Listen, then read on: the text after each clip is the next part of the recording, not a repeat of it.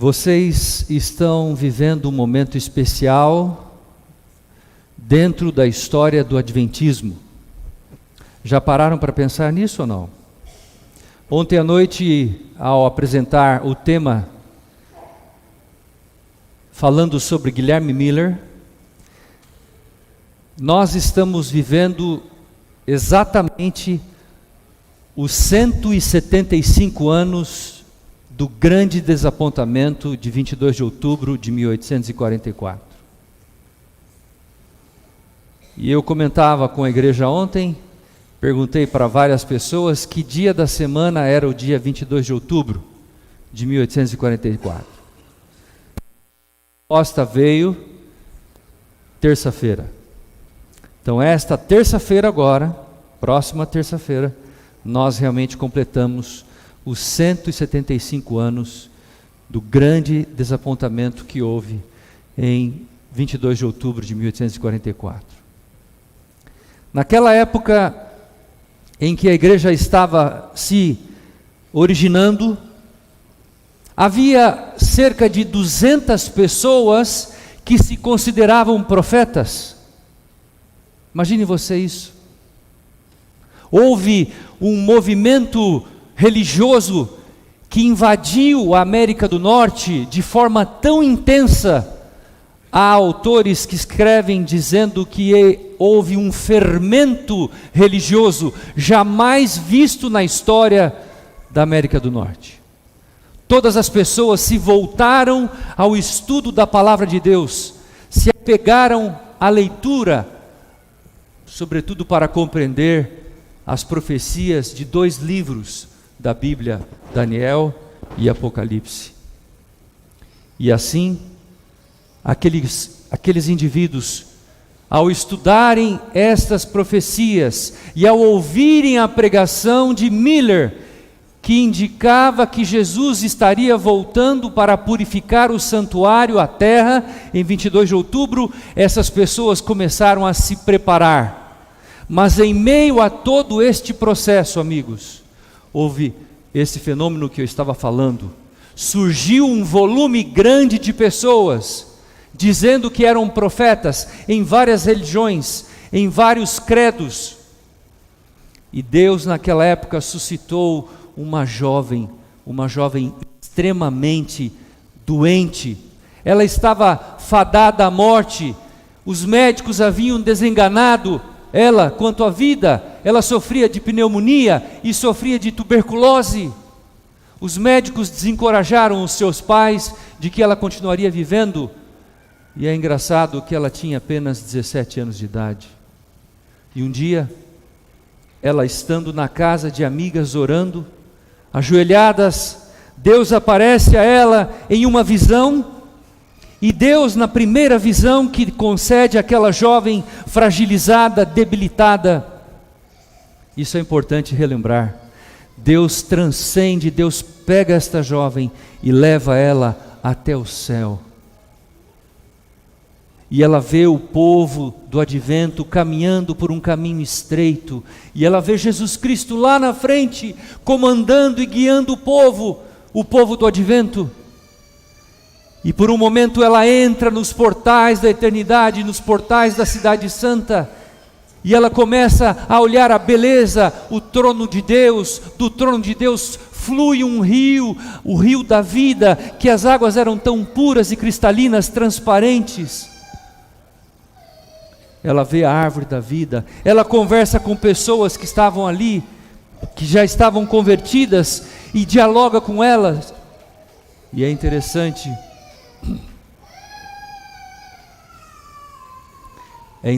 observar que ao seu lado está a pessoa de Jesus Cristo.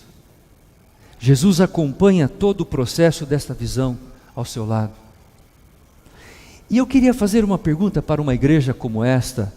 Você pode lembrar de algum profeta da Bíblia que na primeira visão viu o trono de Deus? Você lembra? Algum profeta bíblico? Falem alto. Não entendi.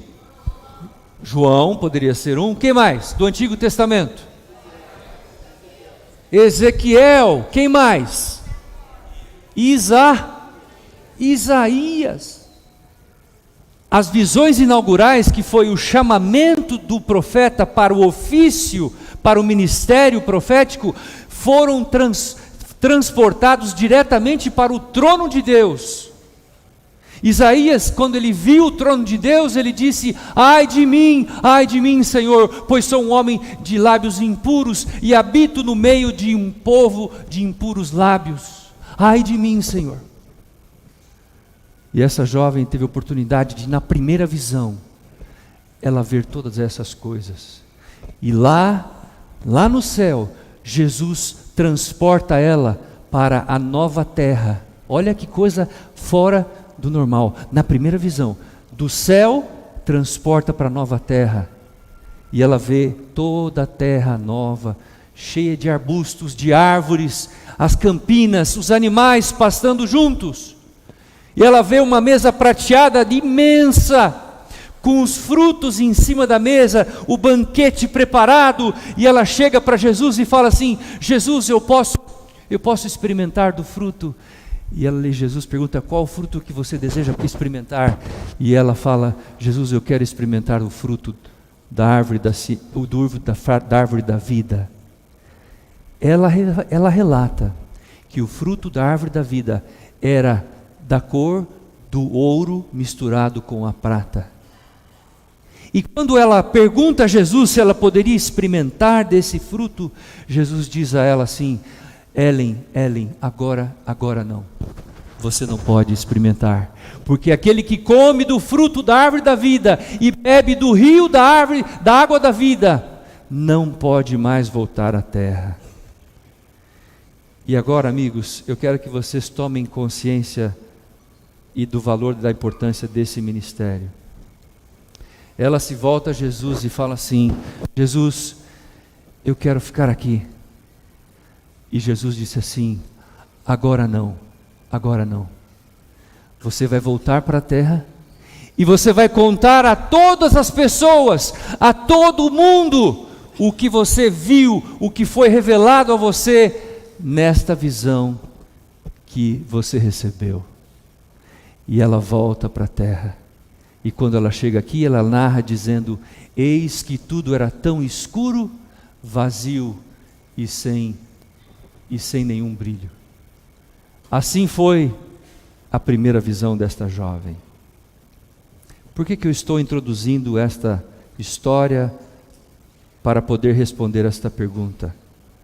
Porque por onde eu tenho passado como pastor e pregador, muitas pessoas me perguntam: Pastor Estêncio, será que a igreja adventista precisa de um novo profeta para o século 21? Será que nós precisamos de novas orientações, novas revelações, para poder orientar a nossa igreja em relação ao seu rumo, em relação ao curso em que ela está caminhando? E essa é a pergunta que nós vamos tentar responder nesta manhã de sábado aqui com vocês na igreja do Botafogo. Mas antes de nós falarmos sobre esse assunto, eu queria que você abrisse a sua Bíblia comigo. Abra a sua Bíblia comigo, primeiramente, em Deuteronômio capítulo 18. Precisamos nós de um novo profeta para o século 21? Deuteronômio capítulo 18. Os primeiros versos do capítulo 18. Abra a sua Bíblia e vamos ler juntos esse texto. Deuteronômio capítulo 18, versos 15 a 22, melhor, 15 a 22. A palavra diz assim, Deuteronômio 18, 15 e 22. O Senhor teu Deus te suscitará um profeta no meio de ti, de teus irmãos, semelhante a mim. A ele ouvirás, segundo tudo o que pediste ao Senhor, teu Deus, em Horebe, quando reunido o povo. Não ouvirei mais a voz do Senhor, meu Deus, nem mais verei este grande fogo para que não morra. Então o Senhor me disse: falaram bem aquilo que disseram, suscitar-lhes-ei um profeta no meio de seus irmãos, semelhante a ti, em cuja boca porei as minhas palavras, e ele lhes falará tudo o que eu lhe ordenar. De todo aquele que não ouvir as minhas palavras, que ele falar em meu nome, disso lhe pedirei o quê? Lhe pedirei contas. Verso 20. Porém o profeta que presumir de falar alguma coisa em meu nome, que eu não lhe mandei falar, ou que falar em nome de outros deuses, esse profeta será o quê? Será morto. Se disseres no teu coração, como conhecereis a palavra de Deus, do Senhor, que o Senhor não falou? Verso 22, sabe que quando esse profeta falar em nome do Senhor, e a palavra dele se não cumprir, nem suceder como profetizou, esta é a palavra que o Senhor não disse. Com soberba a falou o tal profeta, não tenhas temor dele. Que passagem clara para todos nós. Agora, vamos pensar, após a leitura desse texto, vamos pensar nesta pergunta: será que a igreja precisa de um novo profeta para o século 21? Se ela de fato precisa de um novo profeta, pergunta-se, quais os motivos que justificariam a existência de um outro profeta? Será que Ellen White foi a única e será a única profetisa pelo qual o povo, a igreja remanescente, receberá mensagens de Deus? Mas quais serão esses motivos? Será que Deus precisaria de um novo profeta para preservar a unidade da igreja? Para impedir que a igreja se desfragmente? Será que a igreja precisa de um novo profeta para preservar com a questão da conformidade com a liderança? Vocês sabem que alguns assuntos têm dividido a igreja, vocês sabem muito bem disso. Muitas questões têm sido discutidas, como por exemplo, a ordenação de mulheres, a questão do estilo de vida. São questões bastante nevrálgicas, delicadas, que a igreja tem tentado lidar com isto. Será que a igreja precisaria de um novo profeta para dar orientação em relação a esse tema? Será que Deus precisaria de um novo profeta para trazer nova luz sobre a teologia da ordenação? Um novo profeta para poder trazer novos métodos evangelísticos para o cumprimento da missão final, da missão evangélica? Será que nós precisamos de novas técnicas, novas orientações com relação à nossa prática, à nossa metodologia na pregação do Evangelho? Justificaria isso a existência de um novo profeta? Será que nós precisaríamos de um novo profeta para trabalharmos um dos pontos mais nevrálgicos da igreja hoje, que tem a ver com a secularização e o estilo de vida? Será que precisaríamos de um novo profeta para trazer novas orientações quanto à hermenêutica, à interpretação dos escritos e princípios bíblicos? Essas questões eu quero tratar com vocês nesse sábado, nesse culto. E eu quero que você ore para que o Espírito de Deus possa estar entre nós, ao nós proferirmos esta mensagem. Antes da morte de Ellen White, houve um crescente movimento e especulação quanto à manifestação do dom profético entre os adventistas do sétimo dia. Muitos percebiam que ela iria morrer, não faltavam muitos anos.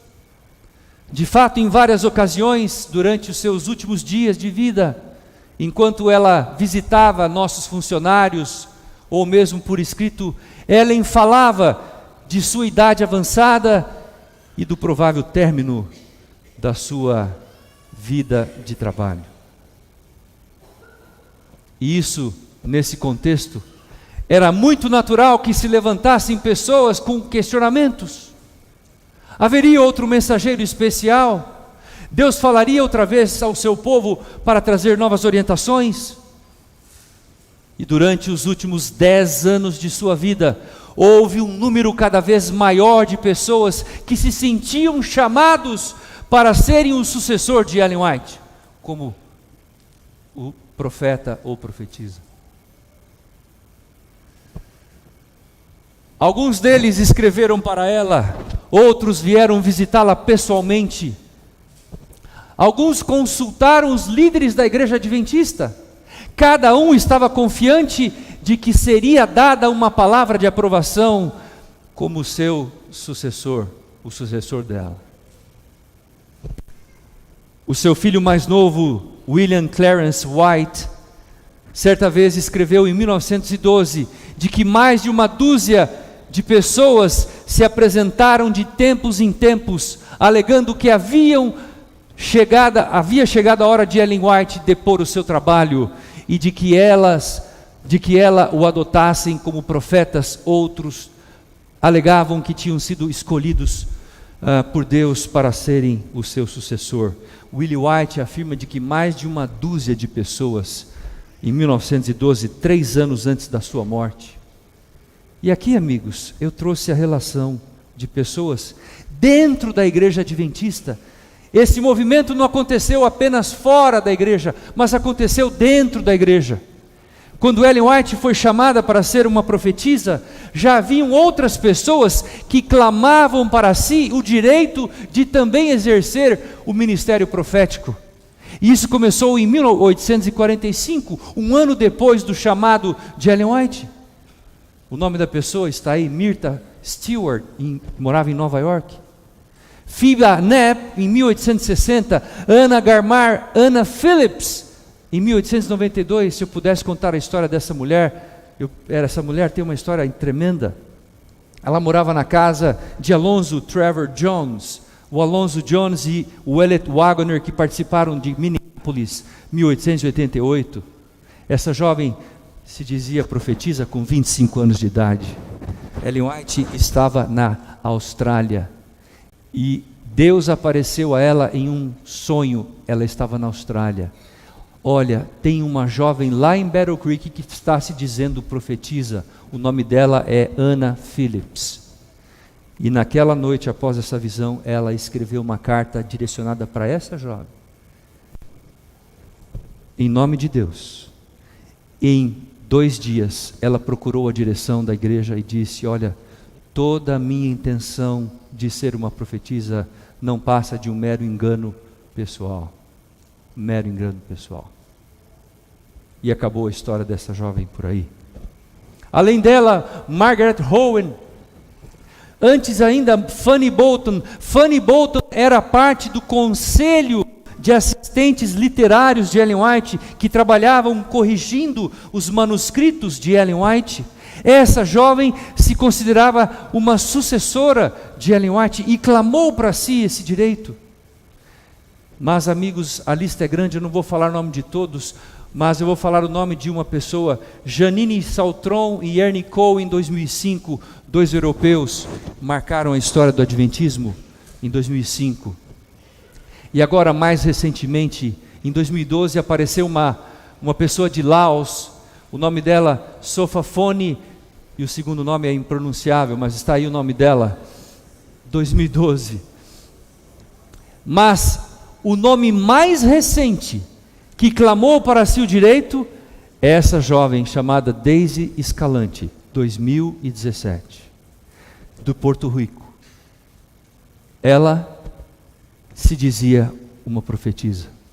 E quando a igreja sabe que alguém exclama para si o direito de ser um profeta ou uma profetisa, a igreja aqui que faz? Chama essa pessoa, leva até o White State, e essa pessoa inicia um processo de diálogo com os comissários do White State, para poderem avaliar o dom profético desta pessoa. A igreja escuta essas pessoas, a igreja não ignora essas pessoas, a igreja dá ouvidos a essas pessoas, porque Deus pode suscitar, se Ele assim o quiser, se for da sua vontade. Então a igreja recebe essas pessoas, conversa, dialoga, analisa a vida da pessoa, analisa os escritos da pessoa, vê a compatibilidade entre o que a pessoa escreve e o que a pessoa vive, vê a família da pessoa, e depois ela toma os escritos e começa a analisar ponto por ponto, detalhe por detalhe. E eu analisar os escritos dessa jovem Deise Escalante recentemente, essa jovem marcou o início do decreto dominical para o dia 19 de abril de 2019. Ela marcou uma data para o início do decreto dominical. E abril já passou. E o decreto dominical não foi baixado. Esse é um tema interessante que depois eu queria falar com vocês. Não vou falar agora. Eu quero que vocês venham aqui hoje à tarde. Aliás, o Dr. Nelson vai distribuir para vocês um papelzinho para vocês formularem as perguntas que vocês têm dúvidas sobre os testemunhos e a história da igreja, a Bíblia, profecias. Vocês podem formular a pergunta, trazer para cá e interagir conosco. Nesse momento será um momento de interação. Hoje, às 17 horas, às 5 horas da tarde, vocês são o nosso convidado especial. Se vocês quiserem, eu posso contar um pouquinho da história dessa jovem. Mas aí está, e aqui está a linha do tempo desses profetas que eu coloquei. Começou em 1845 e vai até 2017 com esta jovem, é uma jovem de quase 30 anos de idade, chamada Deise Escalante. Ela é quem se considerou a última profetisa entre os adventistas do sétimo dia. Assim, queridos, nós damos início a esta mensagem, mostrando a vocês que este não é um fenômeno novo para nós, já está na história do adventismo há muito tempo. Quando Ellen White recebia esses pretendentes que se diziam querer receber o dom profético, ela sempre tratava com muito respeito a eles. E quando encontrava essas pessoas e ouvia suas reivindicações, ela sempre dizia que não tinha recebido qualquer orientação vinda de Deus a respeito desse assunto.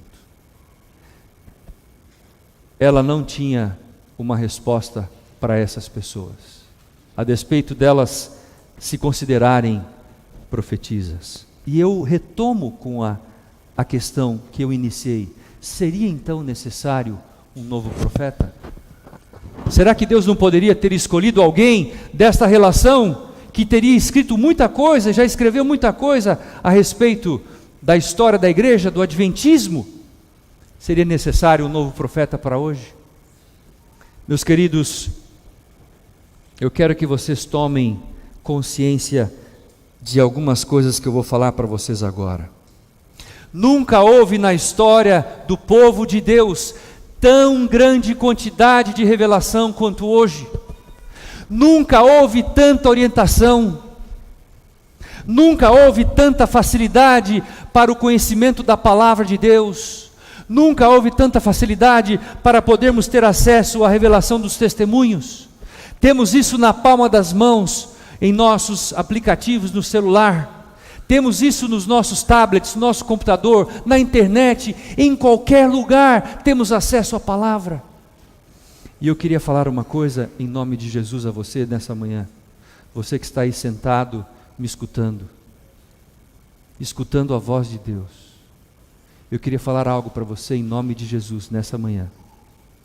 Se alguém que está aqui entre nós nesta manhã, incluindo eu, incluindo o pastor, se alguém que está aqui vier a se perder rumo a Canaã celestial, não terá sido por falta de revelação da parte de Deus, não terá sido por falta de orientação profética da parte de Deus, mas sim pela nossa própria negligência, em não conhecermos a verdade que Deus revelou.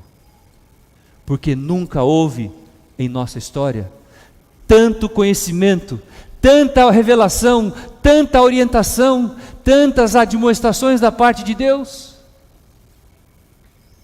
E o que nós percebemos é o seguinte: quando o povo toma a palavra de Deus e aplica a palavra de Deus, Deus pega esse povo e levanta esse povo, abençoa esse povo, usa esse povo, e as nossas igrejas se lotam, milhares e milhões de pessoas querem conhecer a Jesus por meio do conhecimento dado por Deus a esta igreja.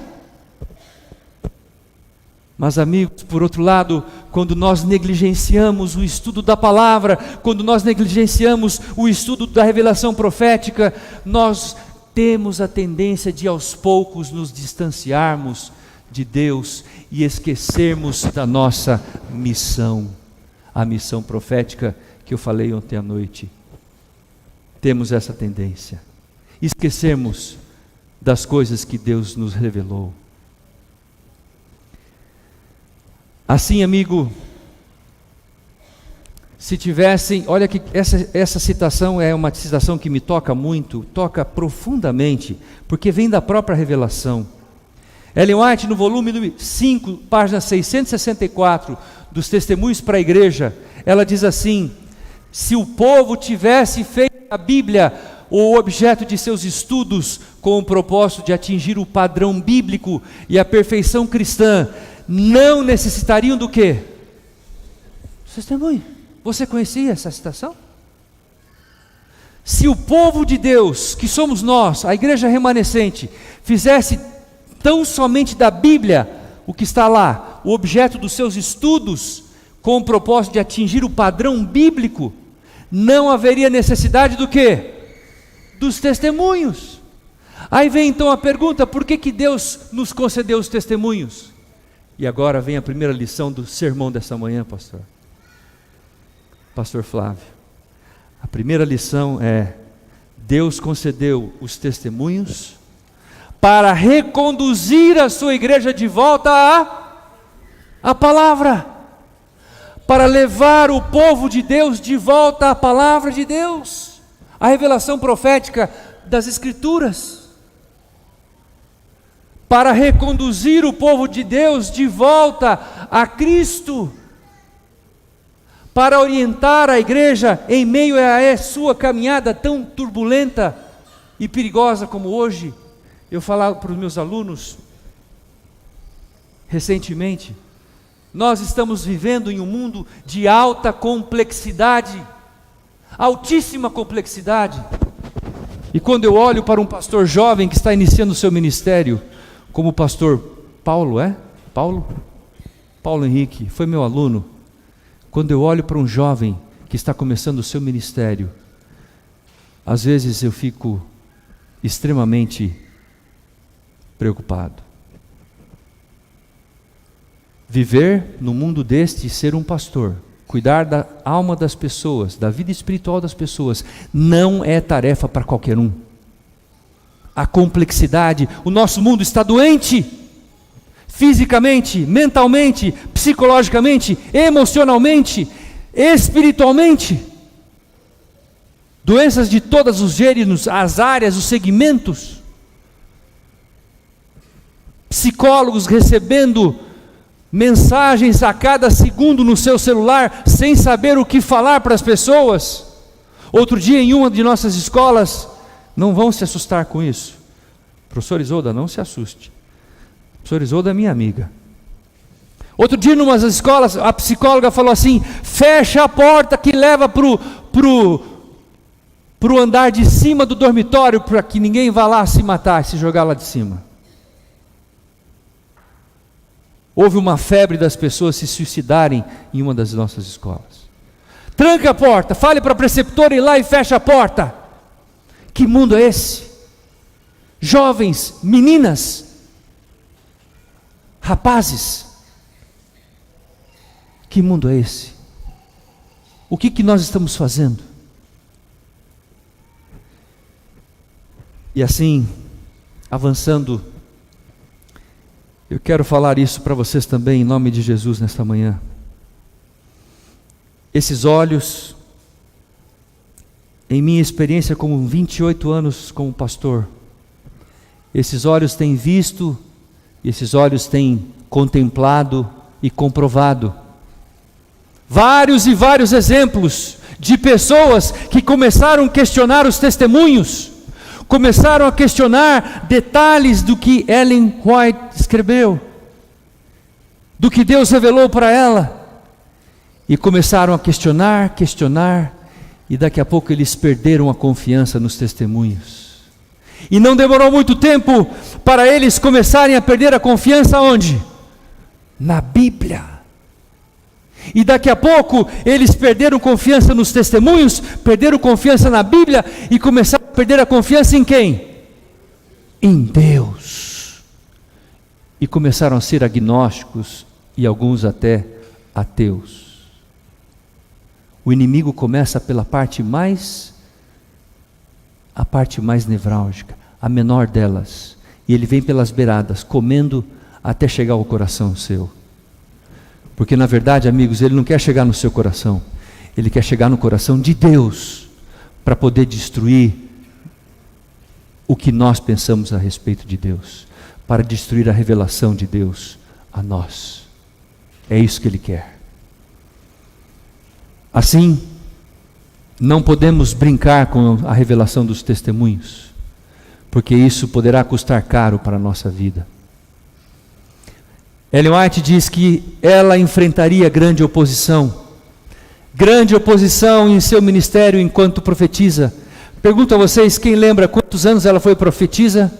Por quantos anos, quem lembra? 70 anos. Ontem nós falamos isso. Quantas páginas de manuscritos ela escreveu? Quem lembra disso? Ninguém lembra disso? Quantas páginas ela escreveu de manuscritos? 100.000 páginas de manuscritos. 25 milhões de palavras. Ela é a autora do gênero feminino que mais escreveu na história da literatura humana. Nenhuma mulher escreveu mais do que Ellen White. Nenhuma mulher. Hoje à tarde eu vou falar sobre isso. Venham aqui. 5. Lembra do número 5. E venham hoje à tarde. Nenhuma mulher escreveu mais do que ela. 25 milhões de palavras. Assim, amigos, ela recebeu 2.000 visões e sonhos. E durante 70 anos ela fez um trabalho tremendamente fantástico. Eu vou adiantar o título da palestra de hoje à tarde, do meu seminário de hoje à tarde. The White House. The White House. Está convidado. Vai ser o tema da palestra dessa tarde. A Casa Branca. Então, ela viu que haveria grande oposição. Deus revelou para ela que era objetivo do inimigo impedir que a luz dos testemunhos alcançasse o povo de Deus, que tanto necessita dele em meio aos perigos desses últimos dias. E amigos, eu posso falar para vocês com grande consciência, amigos, se nós olharmos o nosso povo hoje e as orientações que nós recebemos de Deus, e a gente fizer uma pergunta: quão próximo nós estamos do ideal, daquilo que Deus espera como igreja? Quão próximos em relação ao que Deus pede de nós? Nós tínhamos que fazer essa pergunta individual e coletivamente, para nós podermos então entender o que Deus espera de nós, o que Deus quer de nós como um movimento profético. Lembrem-se que nós não somos apenas uma igreja como as demais igrejas. Existem mais de 10.800 igrejas no mundo hoje, catalogadas. Se você somar esse número ao número de seitas, são mais de 40.000 igrejas no mundo hoje, com denominações. A igreja adventista é uma igreja a mais nessa relação? Não, nós somos um povo especial aos olhos de Deus. Deus cuida do seu povo, de acordo com Zacarias capítulo 2, verso 8, como a menina dos seus olhos.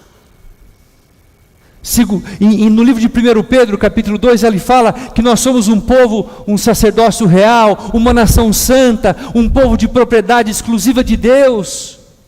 É assim que Deus nos vê.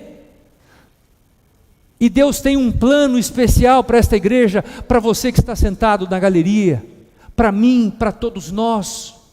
Deus não quer que a gente venha à igreja apenas para nos assentarmos, ouvirmos um sermão. Deus quer que nós nos envolvamos com a sua missão, em algum ministério da igreja, que nós nos comprometamos com alguma área da igreja, que sejamos nessa tarefa. É isso que Deus espera de você, espera de mim. O que eu posso fazer no cumprimento da missão? Essa tinha que ser a pergunta diária da minha vida. Hoje, o que eu vou fazer para cumprir a missão evangélica de Cristo? Cada um na sua esfera de ação. O inimigo semearia dúvidas, ele tem a habilidade de sugerir dúvidas e inventar objeções em relação aos testemunhos. E eu tenho acompanhado isso com os meus próprios olhos. Às vezes, quando vamos a algumas igrejas, o irmão já me aproxima dizendo: pastor, essa parte aqui, desse livro aqui, ela foi inspirada por Deus ou não? Mas e essa outra aqui, pastor, foi inspirada por Deus? E começa então a duvidar, colocar dúvidas. Olha, isso aqui foi inspirado, mas isso aqui não foi inspirado. E nesse caso, meus amigos, olha o que Deus permitiu que acontecesse na história do Adventismo. O maior crítico de todos os tempos dos escritos de Ellen White foi esse personagem, chamado pastor Dudley Kenwright. Ele era pastor da igreja adventista do sétimo dia. Ele era um grande pregador, extremamente hábil na fala. Quando ele pregava, as multidões vinham assisti-lo. Ele fazia apelos, dezenas e centenas de pessoas aceitavam o seu apelo. Só que por volta do ano de 1870, ele começa a duvidar dos testemunhos de Ellen White e começa a criticá-los. E ele escreveu um livro intitulado O Adventismo Renunciado, 1899. Mas foi a partir de 1870 que ele se levantou, criticando que Ellen White não era uma profetisa verdadeira, criticando que ela escrevia coisas da sua própria cabeça, inventando uma série de mentiras a respeito dela. E foi exatamente nesse contexto, amigo, que eu trago a vocês o mais importante slide da minha apresentação, e o mais claro slide do meu sermão desta manhã. Olha o que Deus revelou a Ellen White em meio às críticas de Dudley Kenwright. Ele disse para ela: ou Deus está ensinando sua igreja, reprovando seus erros e fortalecendo a sua fé, ou não está. Esta obra é de Deus ou não é? Deus nada faz em parceria com quem? Com Satanás. Deus não trabalha com Satanás. Não há, depois ela diz, meu trabalho ao longo dos últimos 30 anos, então isso aqui ela estava escrevendo em 1874, porque ela começou em 44, com 30, 74. O meu trabalho ao longo dos últimos 30 anos traz o selo de Deus ou do inimigo. Não há meio termo nesta questão, diz ela. Os testemunhos são do Espírito de Deus ou do... E agora? Ah, pastor, mas isso aqui é inspirado, isso aqui não é inspirado. E eu quero dizer a vocês, amigos, que há pessoas hoje, teólogos hoje, que fazem isso com a própria Bíblia. Tenha coragem de questionar se Deus inspirou ou não inspirou a palavra de Deus. E eu queria dizer aos meus amigos, internautas de plantão, tome cuidado onde você entra, porque a internet se tornou hoje a grande boca de lixo do mundo. A internet, a boca de lixo do mundo. E é interessante, eu como pastor dizer isso a vocês, que nós, o povo de Deus, parece que gostamos mais de gastar o nosso tempo com aquilo que nos trará dúvidas, do que com aquilo que nos trará certezas. Parece que nós gastamos mais tempo com aquilo que é especulativo, do que aquilo que é revelacional. E parece que nós nos encantamos mais com essas coisas, e tentamos descobrir coisas que estão por trás e tal, do que pregarmos o Evangelho.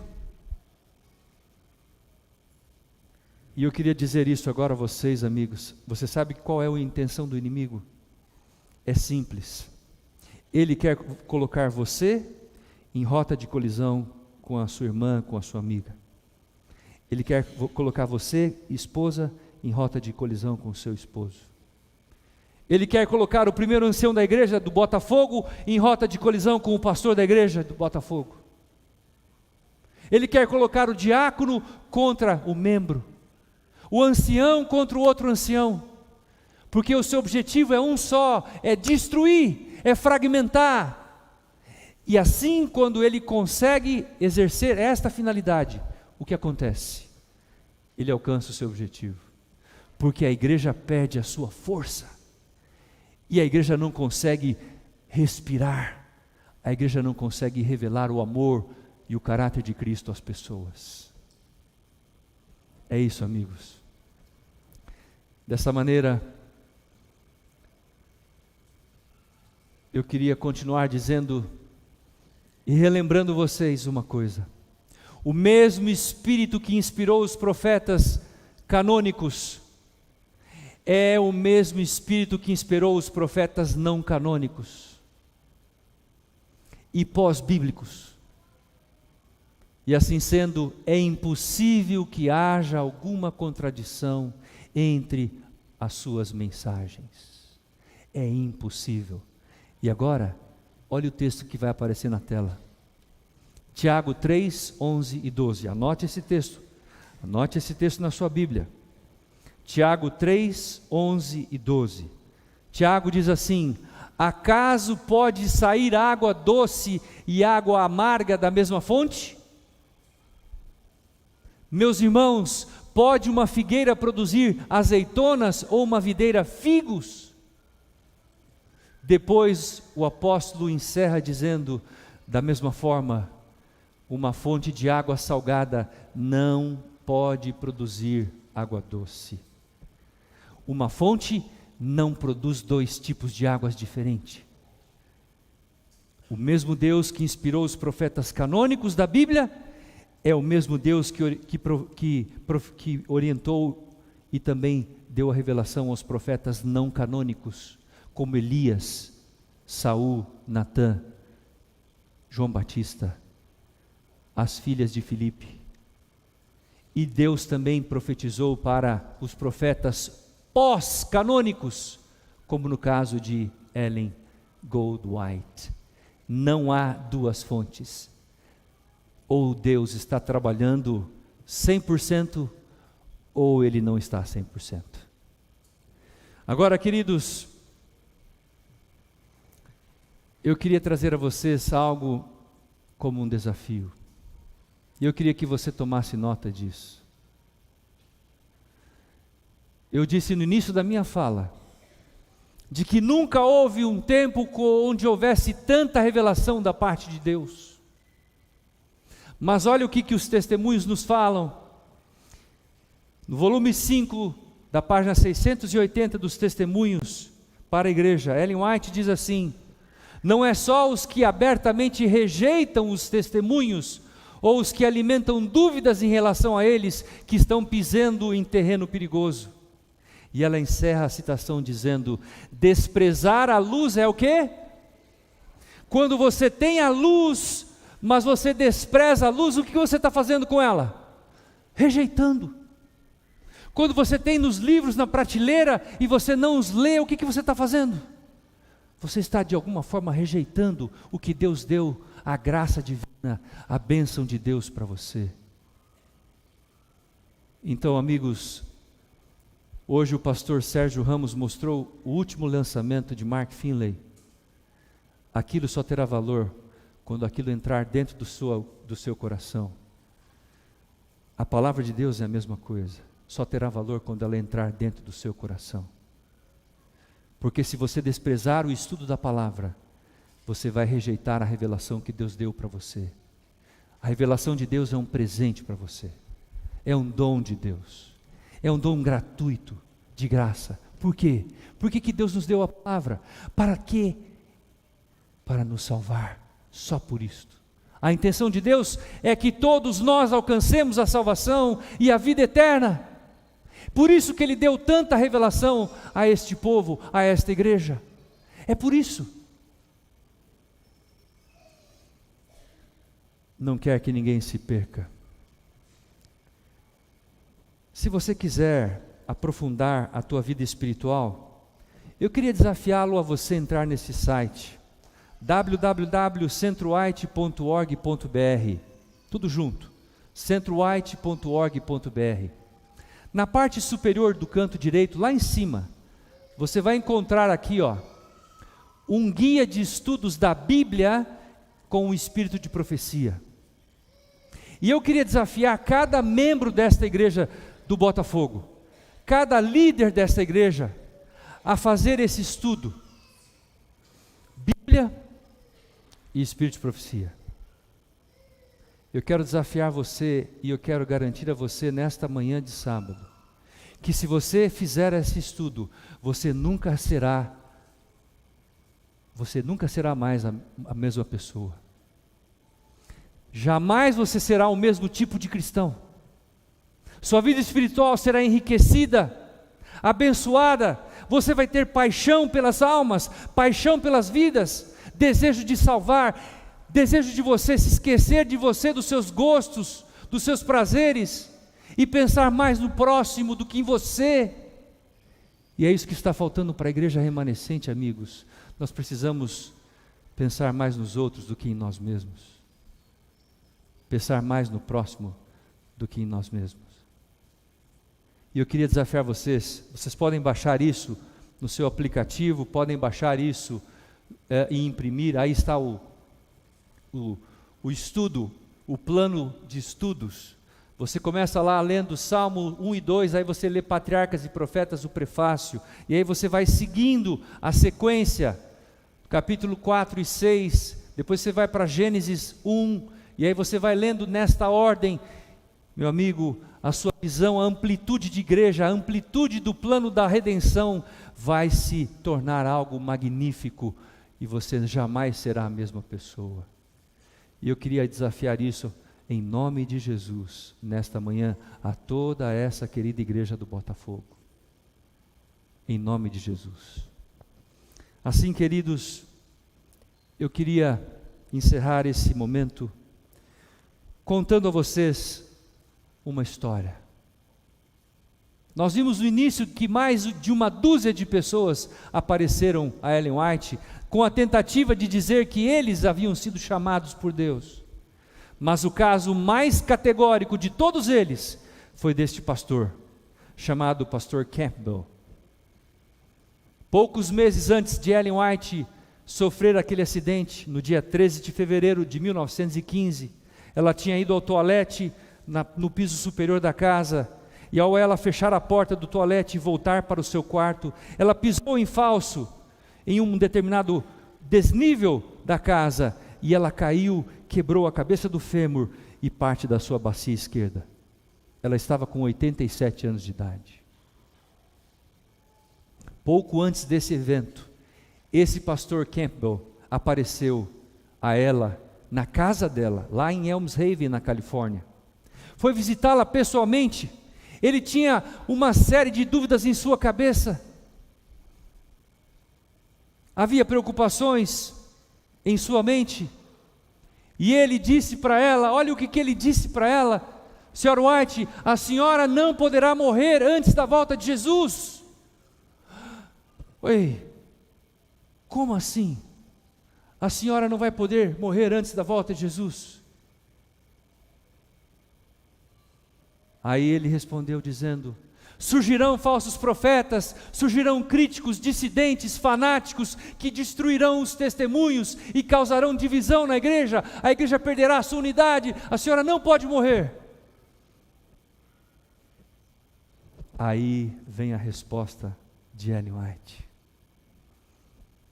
Deus é perfeitamente capaz de instruir seus servos e cuidar de sua obra com sua infinita sabedoria e propósito. Ah, como é bom ler isso. Às vezes, quando a gente olha para algumas coisas na igreja, a gente se desanima.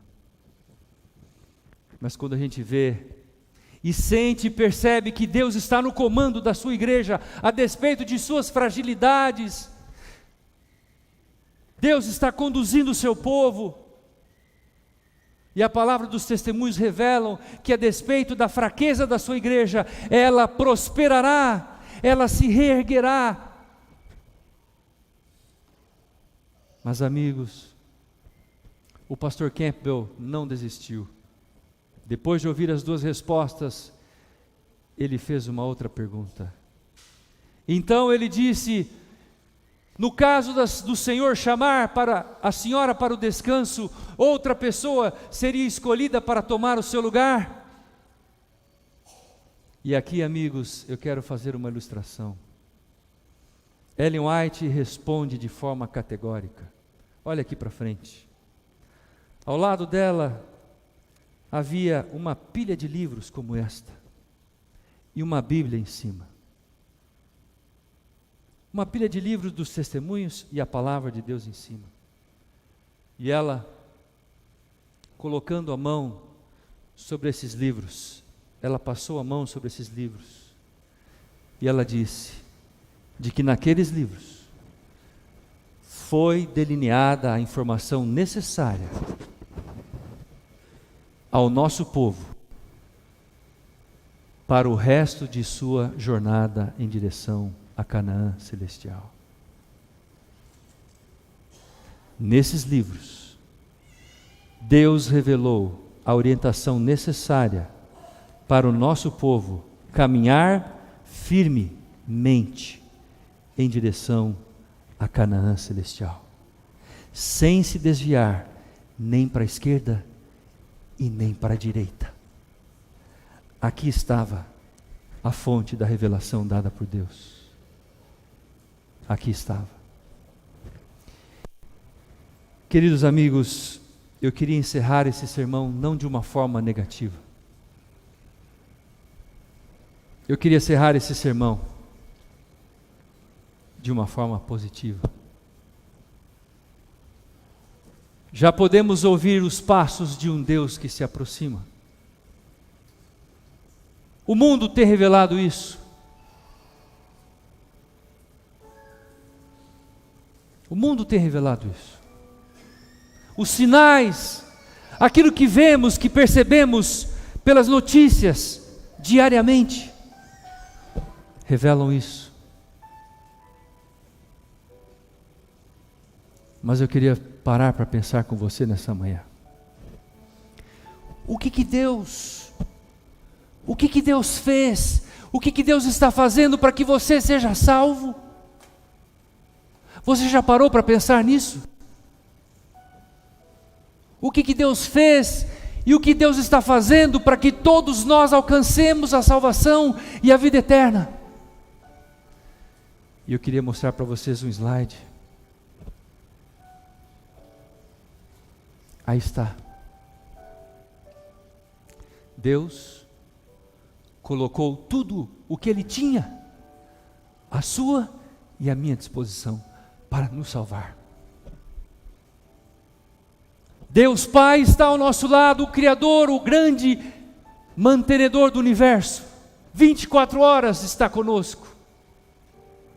Deus Filho, Jesus Cristo, o nosso advogado, o nosso sumo sacerdote, o nosso intercessor, o nosso juiz, está ao nosso lado 24 horas intercedendo por nós. Ele está à nossa disposição. Deus Espírito Santo está ao nosso lado, o Consolador, o Emanuel do século 21, o Deus conosco do século 21. Quem mais está ao nosso lado? Anjos poderosos estão ao nosso lado, nos protegendo, nos guardando, nos orientando no caminho, para que não nos desviemos dele. Eles estão ao nosso lado, e cada um de vocês tem um anjo, não se esqueça disso. Cada um de vocês tem um anjo que cuida e guarda e vela de você. Mas pastor, quem Deus colocou mais além dos anjos? Deus nos deu a sua palavra, a Bíblia, para nos orientar, para nos guiar, para nos dirigir, para nos reconduzir de volta ao nosso Criador, Jesus Cristo. A palavra está ao nosso lado. Mas pastor, além das palavras de Deus, o que Deus concedeu mais? Deus nos concedeu os testemunhos do Espírito de profecia, para nos levar de volta à palavra e por consequência ao nosso Deus. Pastor, o que Deus colocou mais para nos salvar? A igreja adventista do sétimo dia. Nós somos uma família, temos um Pai, temos um Deus, temos alguém que vela por nós, que cuida de nós, que cuida dos nossos filhos. Nós temos a mesma fé, a mesma esperança, a mesma certeza da salvação em Cristo Jesus. Deus colocou essa igreja com esse propósito. Cada vez que entramos aqui, nós estamos entrando em nossa casa, porque essa é a nossa casa, é a casa de Deus, é onde Deus fala conosco, a cada momento, a cada mensagem, cada sermão. E em nome de Jesus eu quero fazer uma pergunta para você que vem da palavra de Deus, não da minha boca. Em nome de Jesus eu quero fazer essa pergunta. Hebreus 2, 3, anote esse texto lá aí na sua agenda. Hebreus 2, 3. A palavra diz assim: como escaparemos nós se negligenciarmos tão grande salvação? Como escaparemos nós se negligenciarmos tão grande salvação? E eu pergunto a você, o que Deus poderia fazer mais para salvá-lo? Para salvá-la? O que Ele poderia fazer mais? Ele colocou tudo, Ele deu tudo o que Ele tinha para salvar você. Como você vai escapar dessa salvação? Como você pode fugir dos braços de Jesus?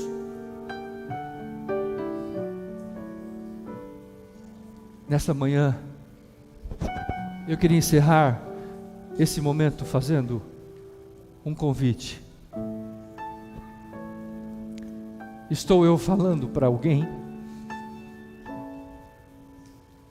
que está caminhando com as suas próprias pernas, longe de Deus. Estou falando para alguém nessa manhã que está vivendo a sua própria vida por sua conta e risco, distante de Deus, distante das suas promessas, distante do seu abraço, do seu conforto. Estou falando para algum jovem nesta manhã que ouviu a voz do Espírito Santo nesta mensagem e deseja dizer: pastor, eu quero renovar o meu compromisso com Jesus, diante de Deus, diante da igreja. Estou falando para algum jovem que está vivendo uma vida longe de Deus, mas que conhece o caminho da verdade e que nesta manhã deseja se reconsagrar a Deus. Se você está sentindo o chamado de Deus, eu queria que você erguesse a sua mão. Onde você está? Ergue a sua mão. Seria muito se eu chamasse você que está vivendo esta vida longe de Deus, se eu chamasse você para eu fazer uma súplica, uma prece com você aqui? Poderia fazê-lo? Aqueles que estão vivendo essa vida longe de Deus. Onde você está? Pode ser na galeria, pode ser aqui na nave. Não tenha medo, nós temos tempo. Deus espera, Deus aguarda. Aí vem uma jovem, vem aqui. Há mais alguém? Aqui temos uma outra jovem. Louvado seja Deus. Deus te abençoe. Deus te abençoe. Eu estou falando para alguém nessa manhã que tem o conhecimento da palavra de Deus, mas que por algum motivo tem negligenciado, não tem tomado o tempo devido para estudar a palavra de Deus, e queria nessa manhã renovar o seu compromisso de tomar mais tempo para estudar a palavra de Deus, a Bíblia, a revelação dos testemunhos, para alcançar a salvação e a vida eterna. Estou falando para alguém que gostaria de renovar o seu compromisso com Jesus nessa manhã, de tomar mais tempo para poder estudar a palavra. Como escaparemos nós a tão grande salvação? Essa é a família de Deus. Esse é o povo de Deus.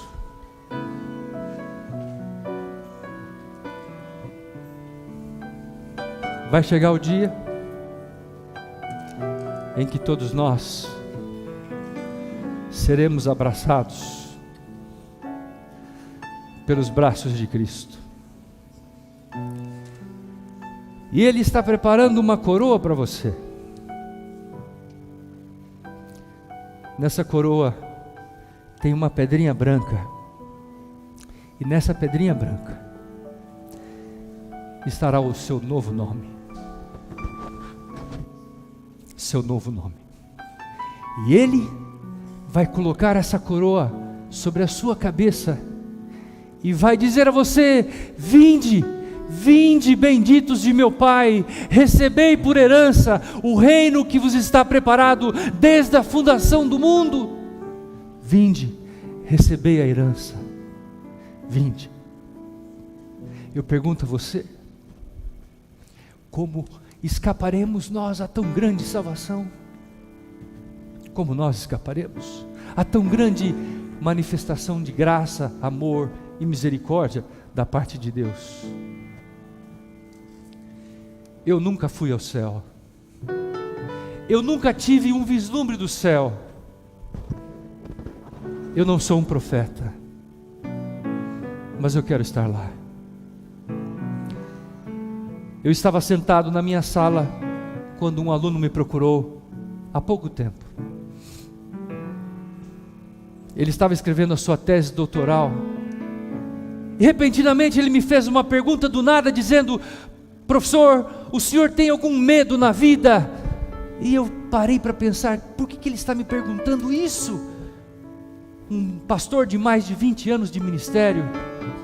O senhor tem algum medo na sua vida, pastor? E eu, em princípio, não entendendo a pergunta, parei para pensar. E eu olhei para aquele pastor e disse a ele: olha, eu não tenho medo na vida, mas eu tenho um receio. E ele prontamente me perguntou: qual é o seu receio então? E eu respondi dizendo: de que Jesus não volte na minha geração. Esse é o meu maior receio. Nós temos a faca e o queijo na mão. A igreja tem tudo para poder concluir a obra. Tem a faca e o queijo na mão, mas às vezes ela não tem fome. Não tem fome da palavra. Não tem fome. E por isso nós estamos aqui, dando voltas em torno do nosso próprio umbigo. Eu quero orar por vocês. Eu quero orar. Feche os seus olhos e vamos orar a Deus.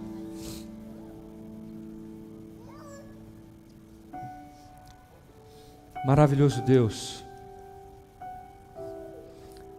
Tu conheces o coração de cada um dos teus filhos que veio à tua casa na manhã deste sábado. Com os teus olhos, tu enxergas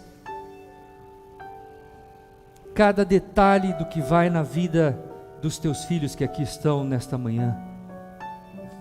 Conheces os seus dilemas, suas dúvidas. Tu conheces os seus desafios. Tu sabes os conflitos que cada um passa diariamente. Conflitos de ordem material, de ordem profissional, conflitos de ordem espiritual. Tu consegues ver os nossos pecados que vão no nosso coração. E como teu servo, em nome de Jesus, nesta manhã, eu clamo a Ti que Tu nos laves e nos purifiques de todos os nossos pecados, para que nós possamos nos tornar aceitos diante da Tua presença. Ó Pai, não queremos decepcioná-lo, nós queremos dedicar a nossa vida em Tuas mãos.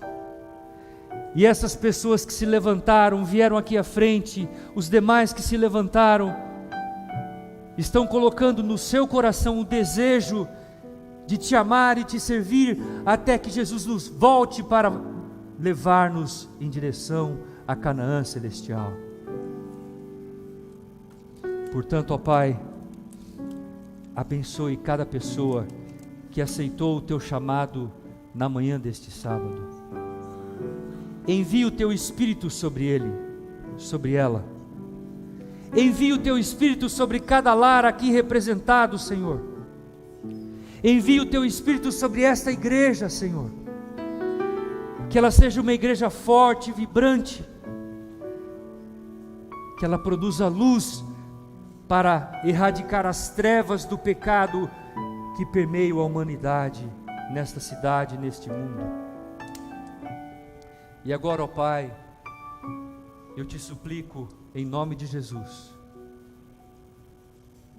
que a graça do Senhor Jesus Cristo, o amor de Deus o Pai e a comunhão do Divino Espírito estejam com cada um de nós, agora e para todo sempre, pois oramos em nome de Cristo Jesus, o nosso Senhor. Amém. Abrace a pessoa que está ao seu lado.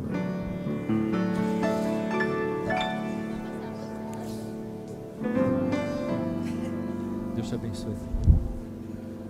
Siga firme. Deus está com você.